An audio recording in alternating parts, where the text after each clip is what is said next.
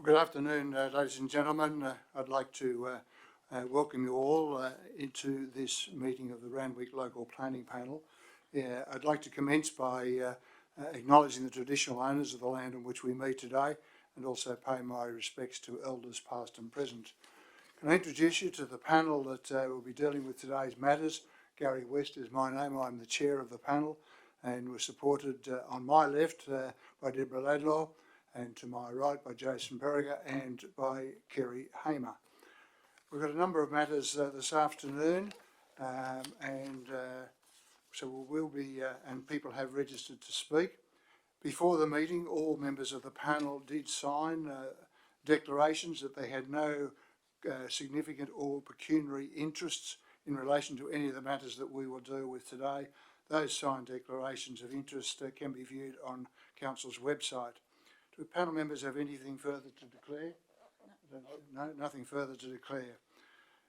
Today we don't have any councillors registered to speak, but we normally ask those to speak first, but then we do have some objectors and then an applicant.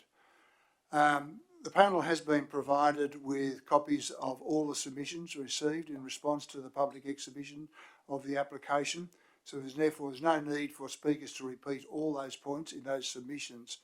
You should focus on those matters that you wish us to understand and consider that obviously flow out of the assessment report and any suggestions as to how those issues can be resolved. Speakers must address the panel at all times, and please refrain from using defamatory or offensive language. An audio recording of this meeting is being made, and we ask the speakers to use the lectern and the microphone and state your name when you are addressing the panel. That recording will be made available through Council's website I think tomorrow. The first matter that we have this afternoon is 962 Frenchman's Road, Randwick. I'll just get my list. Sorry.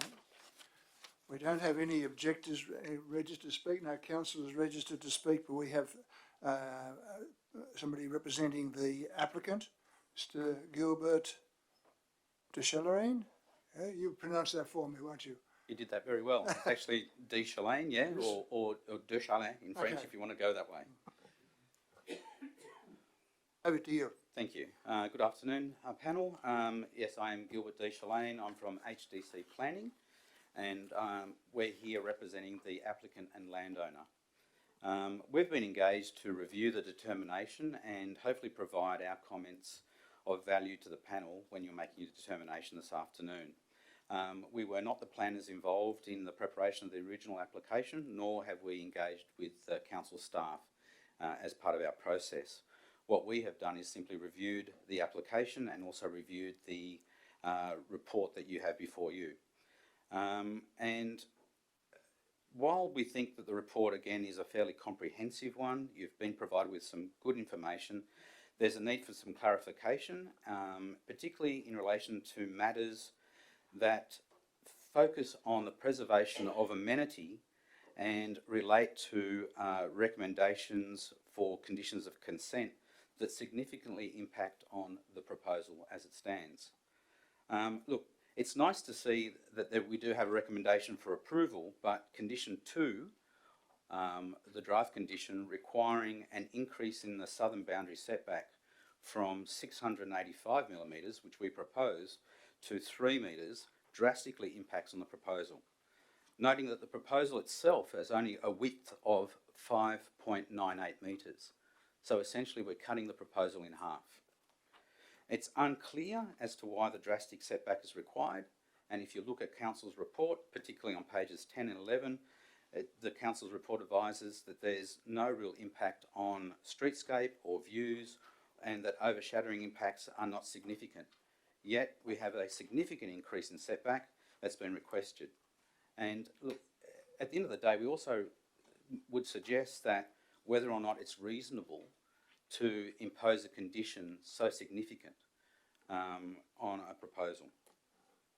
Look, the applicant's proposal is modest. It simply seeks to provide an additional bedroom, ensuite living area. The total floor area of the proposed is only 47 square metres, and the further reduction in floor area by the condition of 15 square metres due to the increased setback brings into question the viability of the proposal. The proposal has been designed to make best use of floor area while not giving rise to amenity impact to existing and future development. There's a blank wall along the southern boundary, and in any case, future development over adjoining land will need to be set back in accordance with the ADG requirements in any case. In that regard, my reading of the ADG is that the building separation measured from the outer face of the building envelopes, which includes balconies, hence whether this proposal proceeds or not, any development over adjoining land will need to be set back 6 metres in any case. So my instruction is to ask the panel to consider the issue of development consent without the imposition of condition 2. Thank you. That's the only conditions you want us to review? Yes, thank you. I think, sorry, you referred to the ADG requirement, and I think the requirement for 3 metre setback comes from part 3F of the ADG, Right. requiring blank walls to be set back by 3 metres.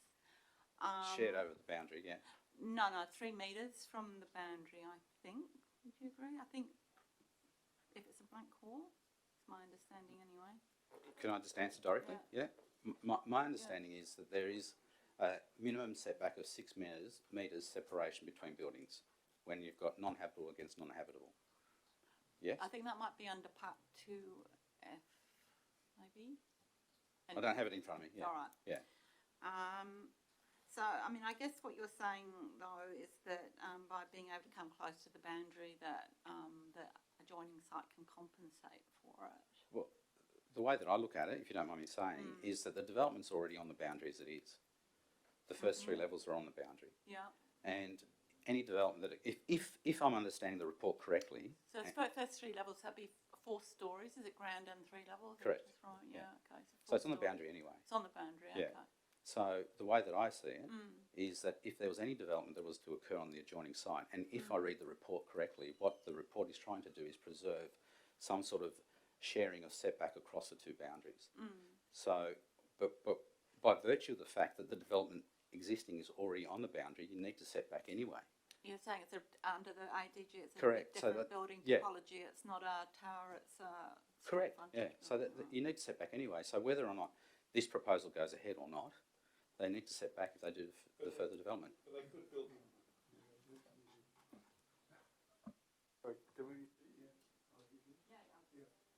But they could.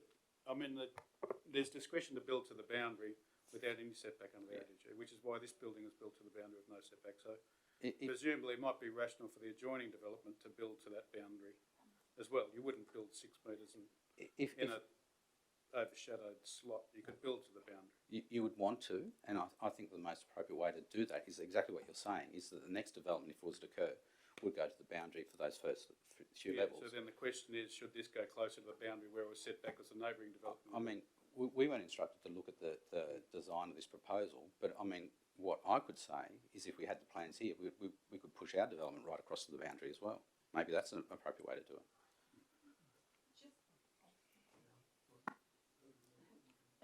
Just what actually made you choose the 685 mil setback? Okay. Yeah.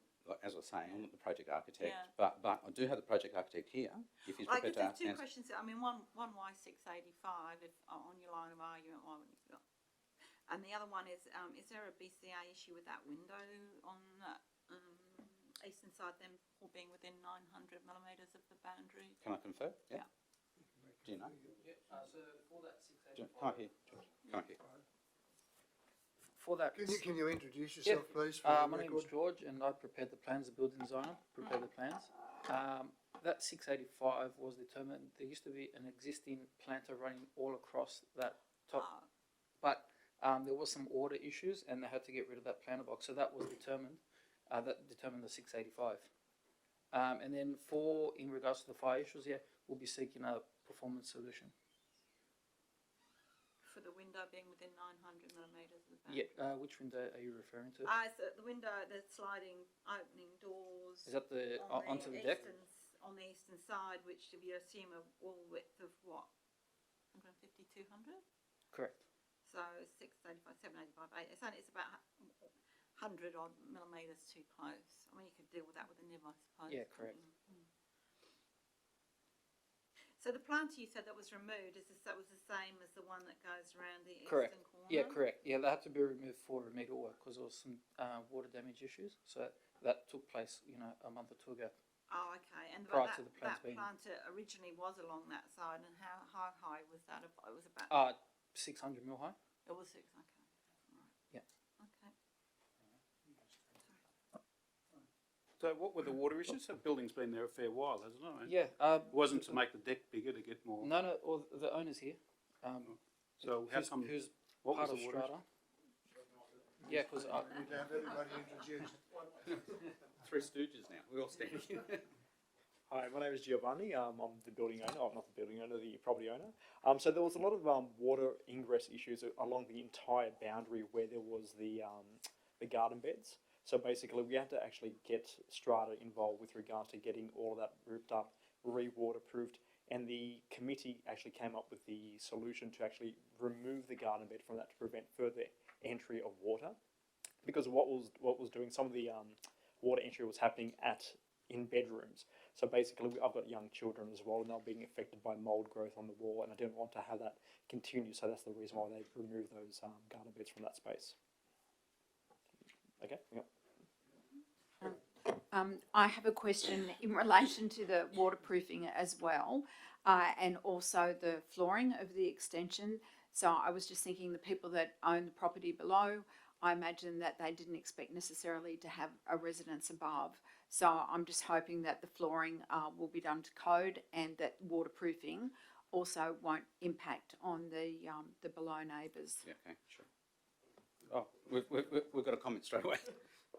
So once again, I'm actually the chairman of the Strata committee as well. So yeah, so what we did with that is we actually made sure at the last AGM that happened last year, everybody was involved. We actually had the contractor there as well to discuss what was going to be what happened with regards to the waterproofing, what remedial works would take place. Everybody was invited into a site inspection as well, so they came on board and had a look as to what was going to be happening. Everybody was satisfied with the result. We did also present the proposed plans at that meeting, and everybody was satisfied with that outcome as well. Can you just tell me, please, how old the building is? Top of my head, I think it's about 10 to 12 years old. Right, Yeah. okay. Thank you. That's right. Okay, thank you very much. The panel will certainly consider those points that have been raised in our deliberations later this afternoon. Thank you very much. The next matter is 130A Marine Parade. Again, no councillors have registered, no objectors have registered. We have Mr. Ted Quinton representing the applicant.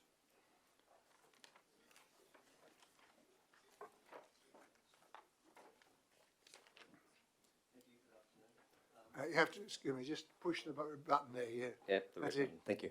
Good afternoon.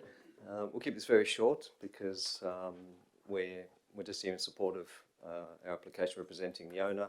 We've worked closely with council over a reasonably long period of time, and we're happy with their recommendations for approval and the conditions. So that's effectively all we're here to say, and if there's any questions, happy to take those. Over to the panel for questions. I think there might be some. Okay, I'll start off. I had a question about clotheslines. Yes. I see that there's a small common area. Yep. Are you proposing to put a clothesline? Yes. Something yes, there? Yes, of course we would put Okay. a close on there. If it's All not noted on the drawings, It's not on the drawings. yes, it was and probably on there too. I wondered if the small balconies to the west of the building, if they were also proposed to perhaps have, an air dryer or That was the an intent of airer. those balconies, correct? Yes. Okay. To have outdoor drying facilities. for because the you have a lovely frontage with glass balustrades, Yes. and it would be a pity to spoil them with clotheslines. Correct. Yes, yes. Excellent.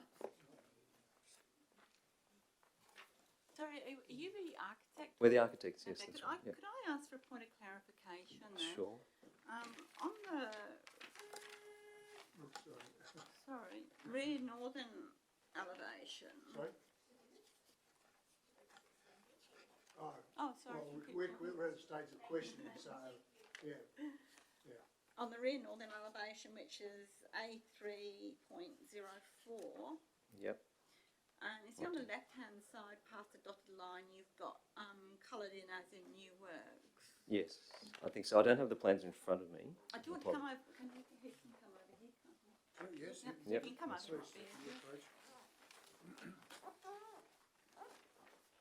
We're just having a bit of, so you have that, this is on the northern elevation, away from the street, you've got that's coloured in there. It's well in the background. Well, that's what we were Yeah, trying to work it's out what trying to it show was. that, but in the background. But that would have a window in it, wouldn't it? Which is that window there. But just if we take that elevation, then it's not really blocked by that. But yes, Because it would be that new work, it was a true, sorry. The new work would be hidden on the elevation drawing by this Yes, work which yes, isn't being yes. altered. Was that thing where we're trying to... Maybe we should have shown it in a different Yeah. way. But, And then on that elevation, Yep. so this is the part, this is showing the wall returning up. that's right on the Right. angle. Yep. This part here was the cupboard section, which I think there's a condition on which requires that to be removed. There's a condition on which requires this awning over the public path, the pathway into the site, to be kept at, I think it's 12.15, allowing a hob, but that wall comes off, Mhm. which I presume you're okay about. Look, we weren't that okay with it, to be perfectly honest. What was But the purpose of that whole? well, is to really articulate the front of the building and also to provide a covered walkway over it. And it was just part of, we had the opportunity to spend some time looking at it, Yeah. and so And so just it was part of the architectural intent. so that Yeah. boundary actually is Of course. at the front of the site Uh, is there, isn't it? Because the awning comes up to the boundary, I think, and then that's showing it. I don't think the awning. We have to have a look at the site plan. Here we go. Here. So there's the awning. Yep. It would come. Where's it the would come awning? to that line there. So it faint there. So there's the outline of the awning. So it doesn't come completely to the boundary. So then the if that's boundary's if that's probably a the little bit wall off, yeah. returning back, the actual boundary then Somewhere must there, be yeah. must be there. That's right. Okay. So assuming that comes off, that will then go, won't it? Yes. I mean, we're not. Yeah. That's one of the conditions we weren't particularly happy about, Yeah. because I think it does change the appearance of the building a fair bit. Well, I guess the other point I had about the front, and you're now exceeding the floor space ratio, varying the setback at the rear, but also at the front of the building, where one of the objectives of the controls is the separation of built form and the rhythm of the streetscape. I mean, what's the justification for that breach? Well, basically, this bedroom just way too small, so there was a compromise in the amenity of the building. We discussed that, at length with Lewis, and in the end, he supported it. We sat down with him and the manager, and we just had a conversation and explained to them what the impact was, and then they assessed it, and they didn't see that there was any adverse impact. And we tried very hard to keep it to that 1.5 metre. But I mean, but setback. it wouldn't be so much of an issue it was away from the streets, but when you have at the front and the controls about the rhythm, I mean, is there some way you could maybe maintain the 2 metres at the front and? We've been through that a Yeah, lot, like and that's that. why before we designed it, we actually showed the plans to council. So we didn't just, randomly present it to them. And we spent a lot of time discussing that, both in the first application and the second application. and The they've first supported application, it was slightly rotated, this part was slightly Yeah. rotated round, wasn't it? So it's sort of come over here, but then that's caused that.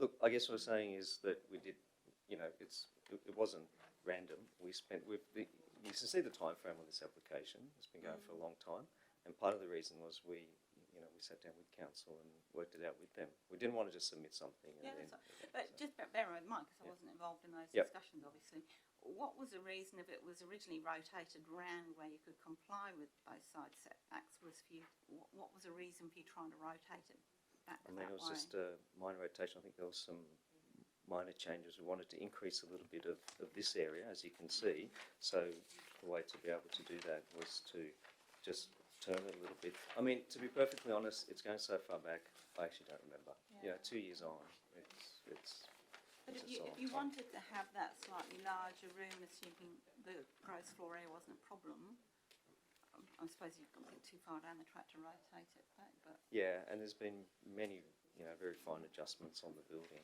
backwards and forwards. So that's the point. That seemed a comfortable place between the balance. And we did discuss this a bit, and we raised it very early on and said, look, we want to change it. I mean, look, there's a general view here that we wanted to capture as well. I know it doesn't make a huge difference, but it did help a little bit, and also to open that up down towards the beach a bit more. And we did raise this because council raised in the first application, of course, and we discussed it with them that we need the extra space, and this is how we felt we could deal with it in the most sensitive way. Yeah, I thought I'd come over because I had a question Yep. up the north. So that note on that plan said indicate privacy screen to this stair. The brick screen, yep.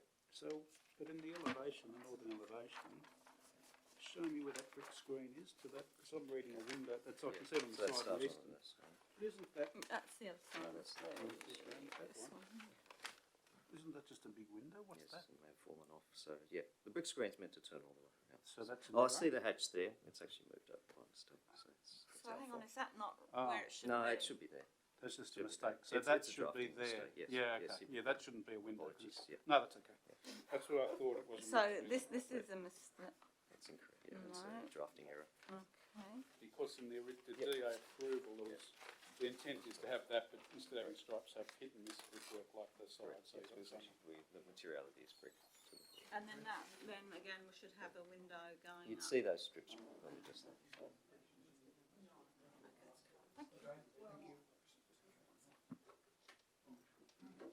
Okay, thank you for those explanations. I know that it's a bit laborious, but I think it's No, no, important for the panel to understand that detail so that in our later deliberations we can take those points into question. Sorry, one more question, yes? Excuse me, I was just wondering about on the upper ground floor level. Yep.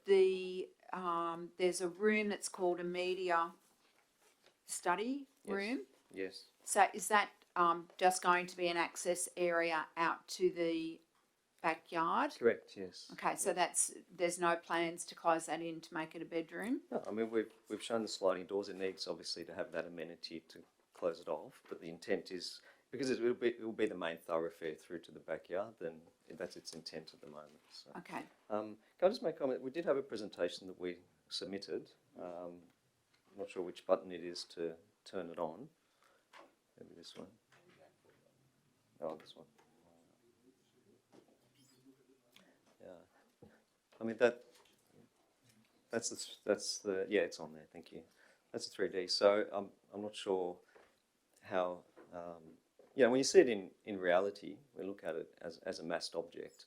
I think the corner of that building is pretty self-explanatory. I think the impact's very negligible, and the intent of the, really strongly defining that whole entry corridor. So I think if you brought it down, that's why we'd be unhappy with that condition. If we brought it down, then it would really weaken that corner. And I think buildings like this need a strong statement as an entry.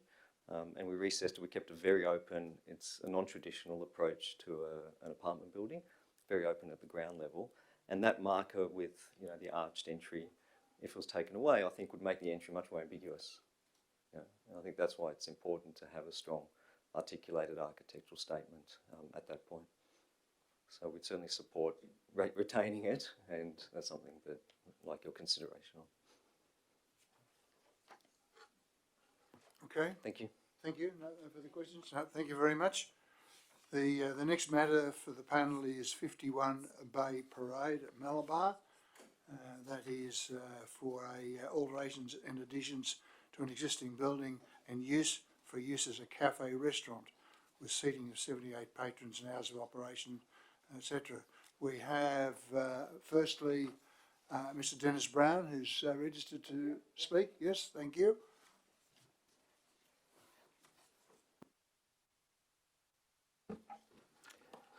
I'm Dennis Brown. Thank you for your time this afternoon, ladies and gentlemen.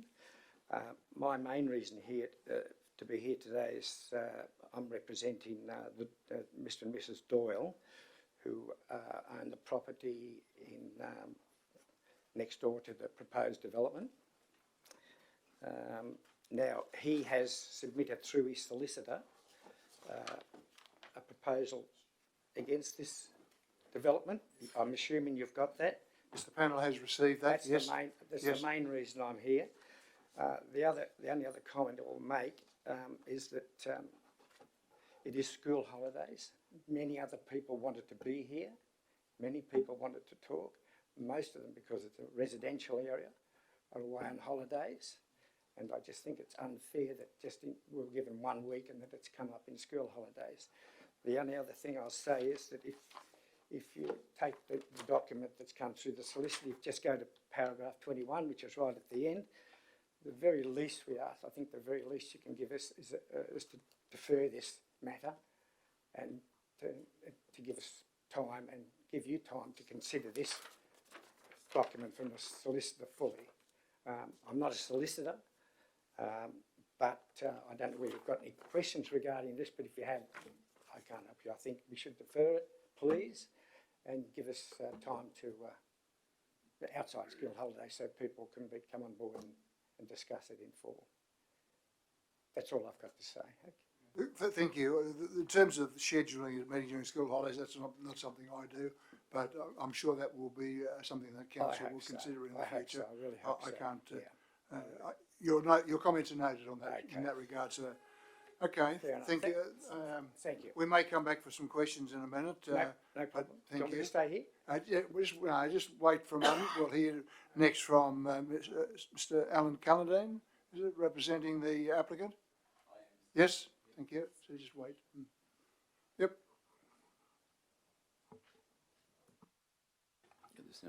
Mr. Chairman, members of the panel, good afternoon. My name is Alan Calladine. I'm a planning consultant. I prepared the statement of environmental effects that was submitted with the application. I was not proposing to do a presentation this afternoon.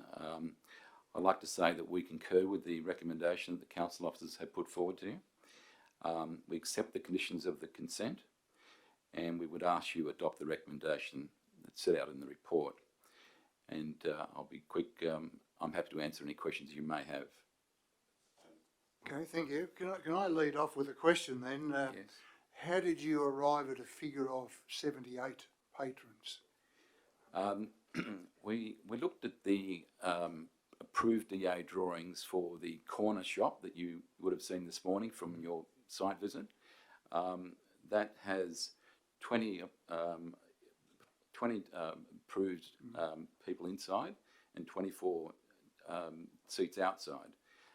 We've based it on a 1.5 square metres, and that's where the 78 square metres comes from. I think 78 square metres times, 78 patrons multiplied by 1.5 square metres comes to 117 square metres, and we actually have 159 square metres. So we do have room within the premises to accommodate that number. Okay. When you look at when the panel looks at the drawings that have been submitted, I think we're right on the time we're asking questions. Yep, thank you. When we look at the drawings, the number of toilets proposed would not satisfy the requirements for that number of patrons. You're only proposing one WC and one accessible. My reading of the DCP requirements would certainly be more than that for 78. You could possibly get away with that for 48, as you said, the one up the road. Yes. But certainly not 78. You'd have to redraw the whole toilet requirements. I do have the project architect with me, and she may want to comment on that. Clearly, I'll ask her. Can you please introduce yourself? Yes, hi panel, thanks for letting me speak. I'm Sharon Campbell. We looked at the NCC requirements, which is for 100 men, you'd need 1 toilet. For 26 women, you'd need 2. We gave the provision that they were unisex toilets, and we did, as you noted, have an accessible toilet. Not knowing whether it's going to be at any one time wholly men, wholly women, or a mix, we've made an assumption that it would be satisfactory, and we'd have further to CC, we would have had further advice and a BCA compliance consultant if need be. But given that we'd have, even if it was so if it was 50 women, you'd need 2 toilets. And that's only if it was solely 50 women. With the mix and it being unisex, we find that it would be adequate, actually. Thanks. Right, further questions from the panel? For Mr. Callahan, I mean, you mentioned the cafe at the corner having 20 inside, 24 outside chairs. Yeah, we've taken that from the approved drawings at the council, not probably what's there at the moment. Oh, well, I counted that, though, that's about right. I counted about 48 this morning. But, I mean, just coming at it, I mean, you seem to have taken that and then worked that up and say, well, we've got this amount of space there, we can have this number of people. The objectives of the zone, or the relevant objective of the R2 zone, though, includes, and I haven't got it in front of me, to provide for small-scale businesses and existing commercial buildings. Now, what work did you do in terms of your investigations to establish what constituted small scale, and also in the context of clause, I think it's 6.13, the relevant clause, the enabling clause, which refers to neighbourhood scale commercial development and small scale business. What work in terms of looking at other cafes, for example, in neighbourhood situations did you look at to establish what scale of development would be consistent with those objectives? So you're talking about patrons arriving by car? I'm talking about total numbers of patrons, inside the building themselves. Yeah, I mean, you'd be aware different cafes, restaurants can operate. Some can be not so successful, others can be really successful. So you have to take a bit of a view that it could be one or the other. So I don't think we look at necessarily in terms of those objectives, those issues. What I'm after is those objectives should be central to your investigations as to what would be consistent, what scale would be consistent. Mm-hmm. So what did you look at in determining that 78 was consistent vis-a-vis what other cafes there are in residential situations that are currently operating? Look, I may have to ask the project architect to answer that question. So we did, as Alan already mentioned, we looked at the cafe that's on the corner as a precedent for how to use, that's a much smaller amount of space, but how to calculate per person how much space you would use and how much space you would need. But elsewhere throughout the beach suburbs, there are loads of little cafes. One of them actually is Pool Cafe in Maroubra. Which one, sorry? Pool Cafe in Maroubra. And that actually probably has a comparable amount of space and seats actually, but it also includes external seats. And there are, not in the actual proximity, are there any other cafes there? I think some of the resident submissions mentioned, I think it was either 8 or 10 in the immediate locality. Oh, if you, I mean, you went and had a look this morning, the cafes that they're mentioning, they're not comparable at all. They're not even, some of them are like you go in and you get a little sandwich, or you can't get a good coffee around there. Well, I was, what I'm struggling with is this objective, or trying to understand is the objective is to encourage small scale businesses. Now, we need, I'm just interested to know how you arrived at saying that, for example, 78 a seat restaurant, cafe is a small scale business. Well, partially also based on the controls for the size of the site. So the size of the site, we've maintained a really large side setback of nearly 2.9. The rear setback is 8.75. It's a one-storey building. If you look at the scale of the building that 59 Bay Parade is, it's much smaller than the building that we have, but it's using it to capacity. So we're looking at the scale of the building, what's allowable in the controls, and what also would be viable for that size.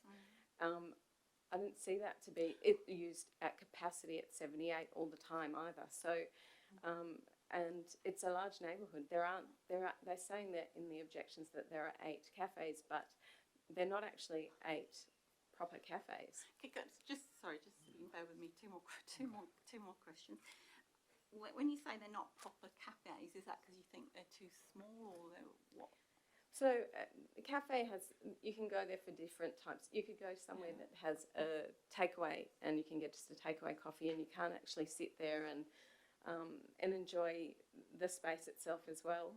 A lot of those are like that. They're not smaller. They're really small, and you're not going there with a decent group of people or meeting up and bumping into people, which is what a neighbourhood business is also about. And two other, sorry, just subsets. At the 8:30 closing time, Yes. is that meant to be 8:30 last orders, or is that 8:30 everybody out of the building apart from 8:30, staff? everybody out of the building. And you mentioned takeaway. Is it, what style of restaurant are we talking, or cafe are we talking? We're not sure yet, because it depends on, that might be a question for the owner, who's here also. But it could include takeaway and Yes.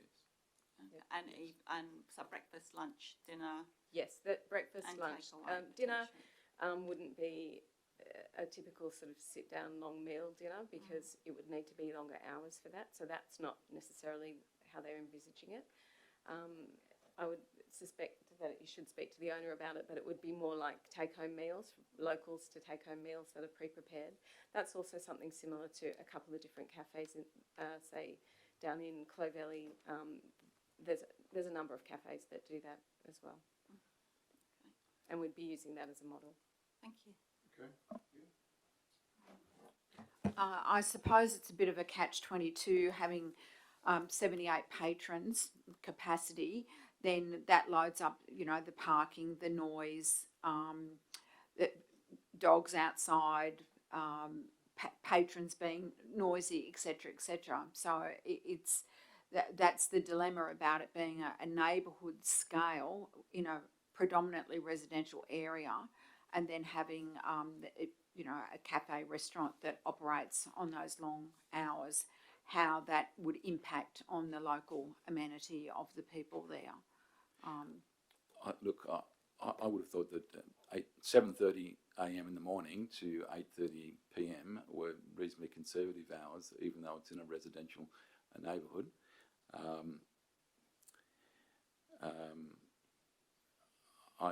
Obviously the size of our building, while there's an increase in floor area, again that comes back to scale and so forth as well.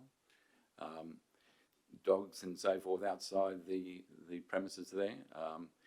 There may be an opportunity for dogs to be tied up at the rear of the premises there, but I think we're looking at something that is not what's proposed to be there. You've actually got to walk up the stairs, or you go through the disabled access at the side door there to actually get into there. I think most of the coffee shops or cafes you're referring to at grade, the doors are open, people are sitting outside tables with their dogs tied up to their chairs and so forth, or up to the table. That's not what's proposed. We're not proposing any outdoor seating. You've actually got to walk inside the premise to order your coffee or your lunch, or sit down and have a bite to eat, raisin toast and so forth. So you can actually sit down there. So you actually we don't believe there'll be many people standing outside the building, having a cup of coffee or having breakfast. More likely they'll stay inside the premises there, eat what they've ordered and move on from there. Okay, thank you. I think your acoustic report was based on the assumption that it'd be indoor patrons only. So the intent is it that there'd be no customers in the rear yard, either takeaway or eating? That's correct.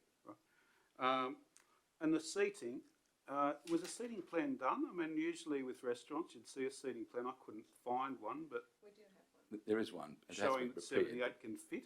Yeah, all right. There has been one prepared. Maybe you could pass to the council staff. We'll have a look at that in the break. It wasn't submitted.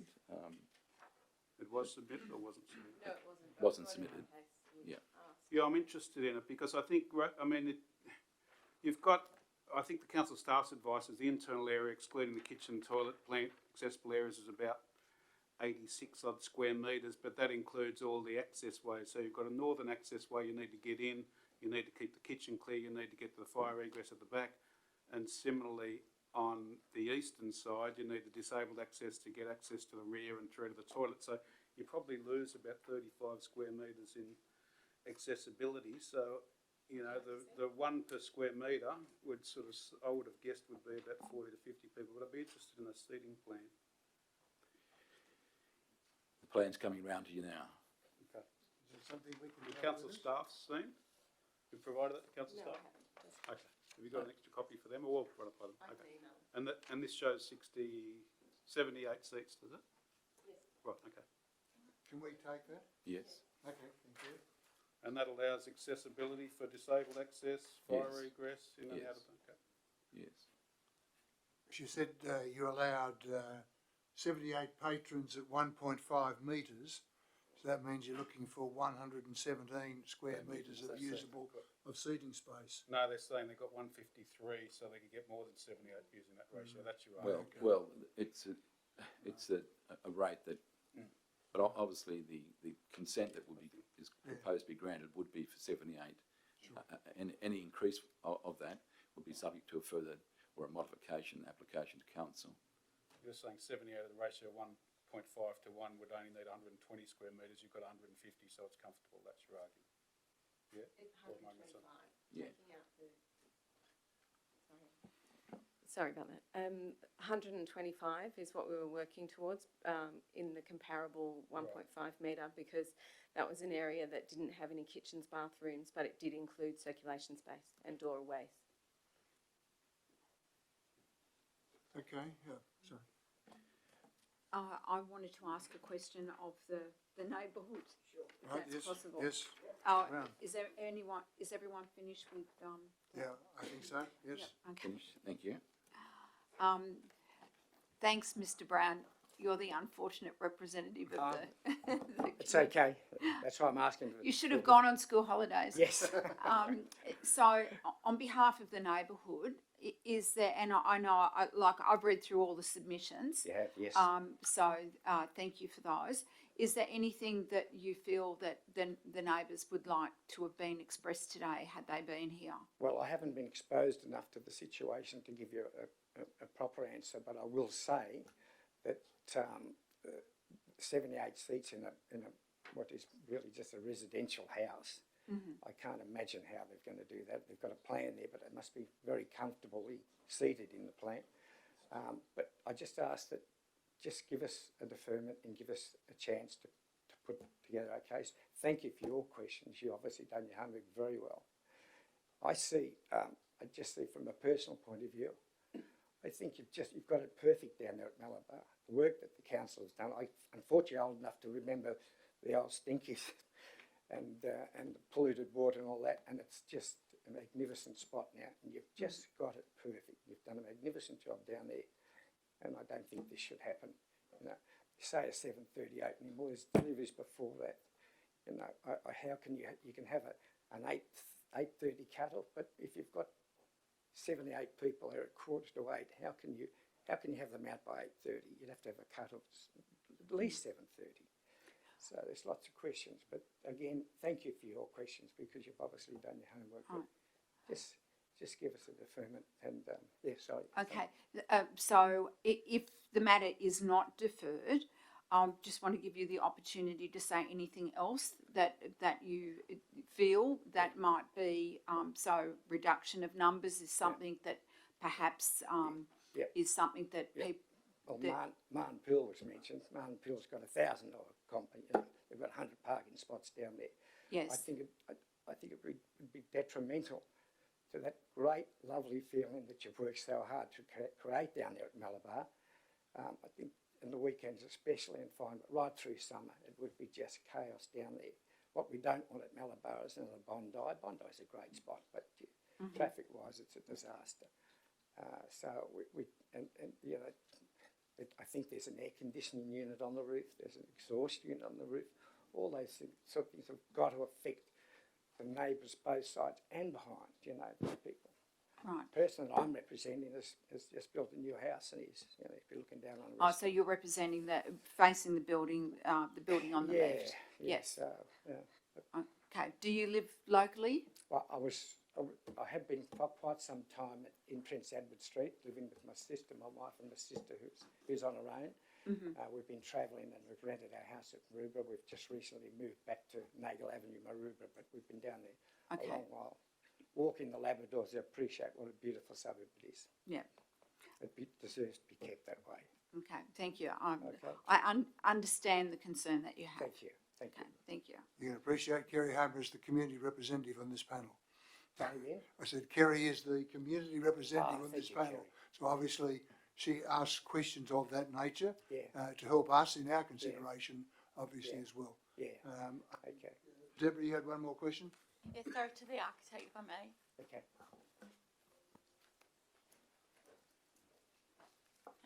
Now, just apropos, I think one of the issues that was raised about the external plant that may need to be fitted to the building in relation to air conditioning, exhausts, and so on. I understand they haven't been designed at that stage. Have you got any preliminary assessments or views on No, but I know what would be required and where that would be placed on the building and how it would be screened?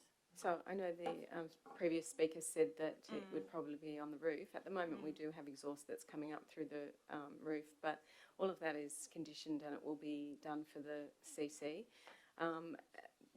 If the noise is not an issue with it, so we have had acoustic report and traffic report done already, Yeah, I understand that, yeah. and we're very happy to be compliant with them. I mean, it's not. I understand it's a fairly standard thing that the specification will be made after DAM before CC. But I just want, when you're designing the building, clearly you've had to have regard to what sort of plant might need to be accommodated outside the building and where it would be placed. I just want to know from those investigations that you've done, what sort of plant, what's the area, what's the volume, where do you see So it the being compressor, compressor would probably be located in the rear, probably where there's a storage area to the rear of the building, just beyond the toilets. That would probably be the ideal location. But if it depends on the noise that may give to the neighbour, and if not, it would have to be somewhere else further back, because at the very rear of the site, it's actually it's a garage there. There's no actual dwelling, so we've been mindful of putting bins there as well, so that it's not actually going to impact on the two side neighbours. So would you, for example, be accepting of the condition that would say that no plant or equipment should be placed above the roof? No, the mechanical exhaust will have to go above the roof. Sorry, yeah. So, but air conditioning condenser, if that's a condition that you require, yes, that'd be So fine. acoustically treated anyway. Yeah, and the mechanical exhaust, what's that going to look like? It just will end up being some sort of a tube with a little cowl With a over curly the top. on the top? Yeah, and it will be matching the colour of the roof. And you can place a ventilated screen, like a louvered sort of screen. Can you run that, or does it have to be completely open? It's supposed to have a certain amount of open space around it, but we do have one part of the roof is slightly higher, and so it could be potentially placed on the lower side, and so a higher roof would actually obscure it. Oh, so yeah, got the AC unit there. So the air conditioning unit need not go.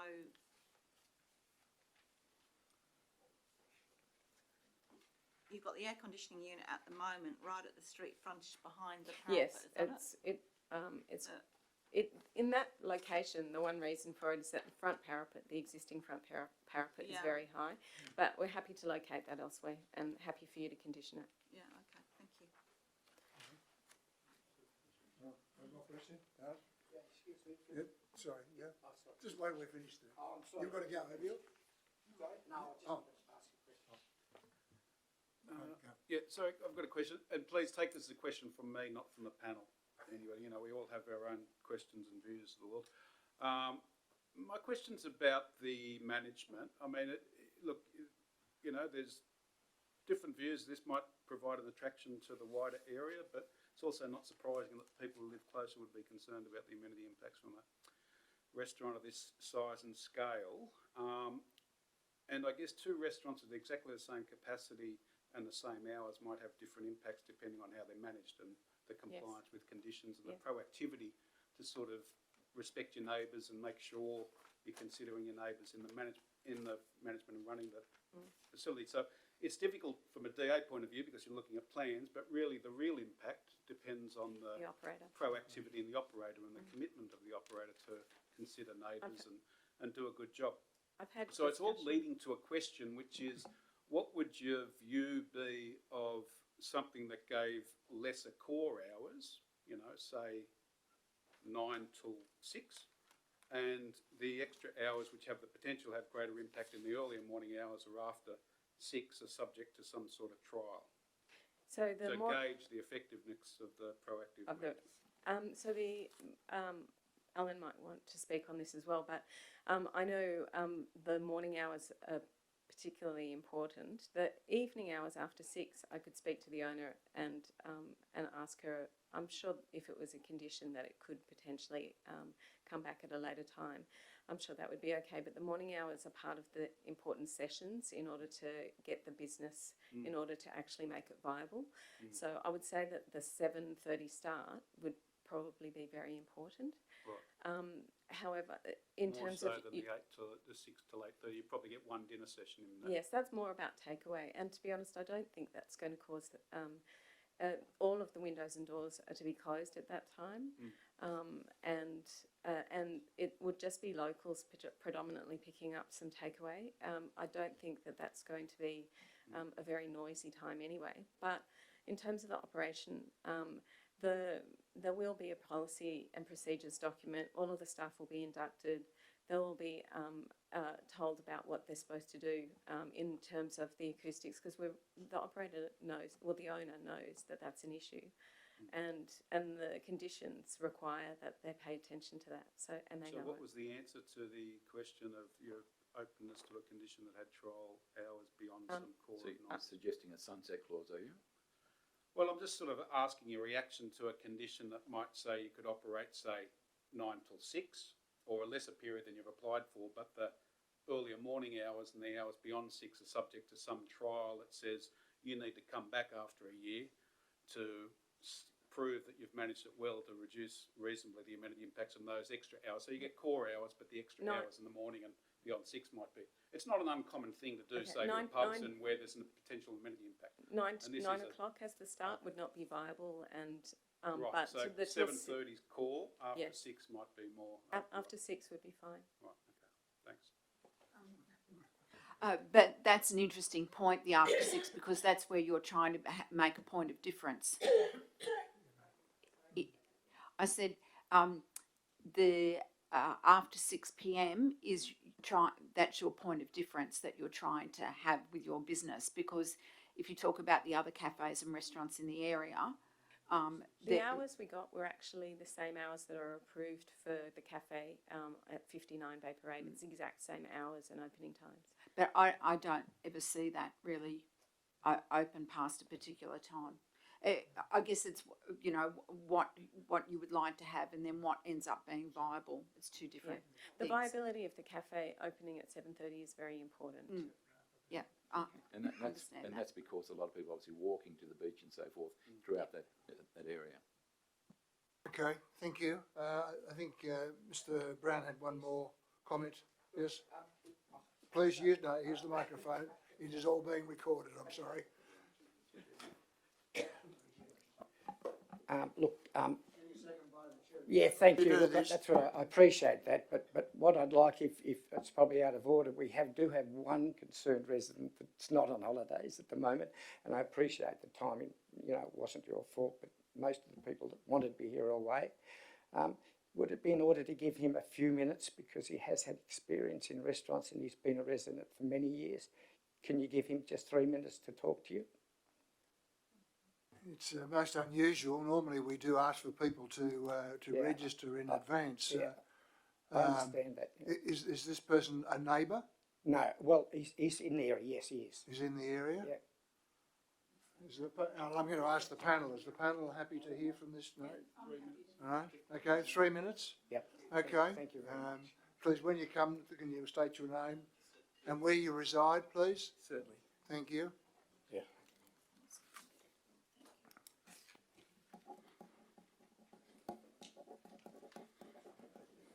Thank you. Louis Ajaka, 59 Bay Parade, or Unit 1, 59 Bay Parade, Malabar. Let me just declare first that I have no interest whatsoever in the cafe below on the corner there, so I'm not involved at all in that in any capacity. Excuse me. I've been in hospitality for a number of years, and just from a restaurateur's point of view, quite a few things said with respect I don't accept or agree with. I think, without a doubt, from my experience, if you're opening at 7 or 7:30 in the morning, you excuse me, I'm a bit nervous. Yeah, I'm not used to public speaking. If you open at that time, I can, for a start, the early morning deliveries. We're talking vans, we're talking diesel, we're talking milk, bread. All that comes at that time. They don't come during the day. They only come in the morning. Despite what council says in terms of the DA or what's approved, that is the time they come, and it is impossible to get them to come at any other time. So the neighbours are all hearing that, seeing that. In terms of to say we can control patrons, etc., as in their noise or whatever when they're leaving or departing, and that is virtually impossible. I mean, you can say shush till the cows come home, but from experience, especially if they've had drinks, which is BYO or whatever, no. I can also say this to you, that you can make it a BYO later on. Things that might have started in the business as a restaurateur, I've certainly changed things along the way. With council approval, you start this way and then move along. You know, get a BYO license, etc. So there's, to say that this is how we're going to do it and that's how it's going to be, I'm sorry, is not correct. It doesn't work that way. You're obviously going to change and do all sorts you can to preserve your business or improve your business. So the noise impact will be significant, especially the night time. I live there. It's very, very quiet. It is a residential zone. You can hear a pin drop. So when people are with the cafe, they operate only 6 days a week till 3 p.m.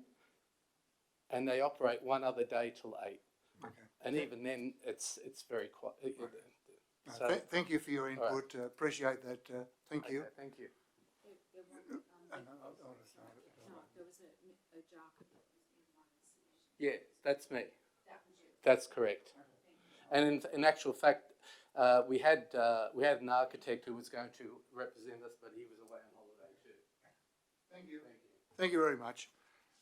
We'll certainly take into account all of the points that have been put to us in our consideration. We have not made any decisions on this, as you probably saw by some of the questioning coming from the panel.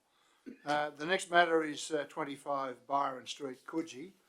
This is a matter that has had no submissions when it was advertised. It's a heritage item. Is there any, Mr. Stubbs, do you wish to address the panel? Yes, okay, thank you.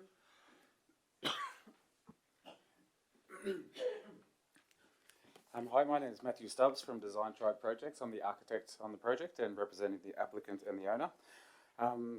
We're very happy with the council's feedback and obviously hoping for your support as well. Just one thing, there was 15 suggested amendments to the designs. 14 of those are the heritage items that we walked through this morning, which we're entirely happy to do, as I said on site. There's just one thing I was hoping we could sort of fix up or clarify today, was point A, which was the deletion of the rear shed. But I'm not sure if this was my communication or council's communication, but I was under the impression that there was going to be conditioned to move. If I read the planning report, it actually says, for this reason, conditions in the report require the shed to be relocated further to the east, halfway across the width of the site, and continues. If we could reinstate that condition so we could actually have the shed, that would be much appreciated. That's all. All right, questions from the panel? Sorry, can you just, you're just speaking Too fast? The report said you could relocate it. Yes, What page was that? That's right, on page 135 of these papers, which is in the tree management comments. The third last paragraph, or the top paragraph and the second paragraph go on to explain why it should be moved, because obviously we put it in the wrong place according to that tree that we all saw on site today. Just if we could get that condition put back in rather than the condition saying that deleted. So I think it require the shed to be relocated further to the east. And then the condition says the rear shed to be deleted, so not sure. of 2A says it's got to be deleted. Yeah. So if we could amend 2A back to relocating the shed, that would be great.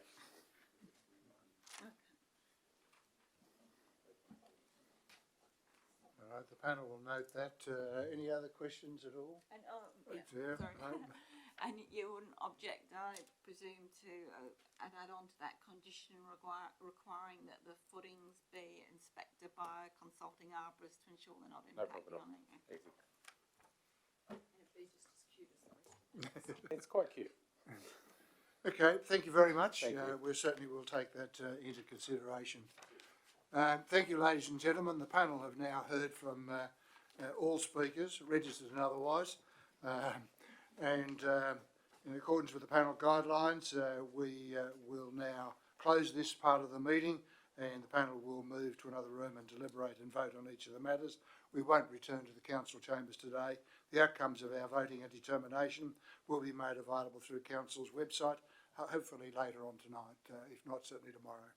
Thank you all for your contributions, and we'll certainly do our best. Thank you.